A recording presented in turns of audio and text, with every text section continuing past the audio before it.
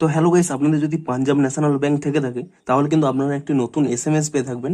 Deer customer, your account number এত debited with 17.70 towards bank charges on এত তারিখ। অর্থাৎ আপনাদের কিন্তু পিএনবি ব্যাংক থেকে 17 টাকা 70 পয়সা একটি কিন্তু চার্জ হিসেবে কেটে নেওয়া হয়েছে।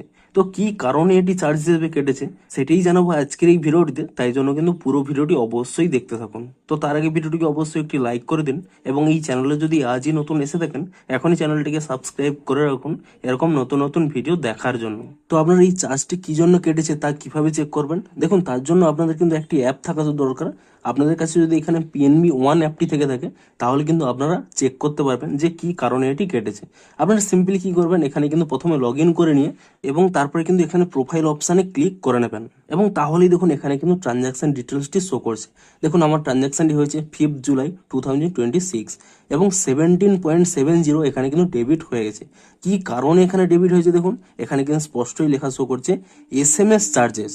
অর্থাৎ এসএমএস চার্জটি কি, আপনারা যে বিভিন্ন রকম কাউকে টাকা পাঠান কিংবা টাকা ব্যাংক থেকে তোলেন, এই যে ক্রেডিট কিংবা ডেবিটের যে এসএমএস গুলো আসে প্রতি মাসে, তার জন্য কিন্তু একটি 3 মাস অন্তর কিন্তু একটি চার্জ কাটে, সেটাই কিন্তু এটি কেটেছে।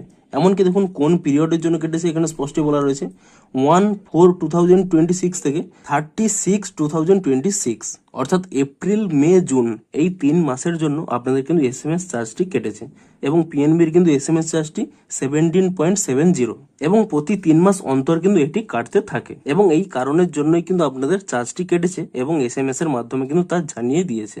আবার কিন্তু 3 মাস পরে আবারও কিন্তু একই চার্জ কাটবে। তো আশা করি আপনারা জানতে পেরেছেন যে কি কারণে এই চার্জটি কেটেছে। তো ভিডিওটি যদি একটু হেল্পফুল বলে মনে হয় অবশ্যই একটি লাইক করে দিন। দেখা হচ্ছে আরো কোনো ইন্টারেস্টিং ভিডিওর সাথে। Thanks for watching.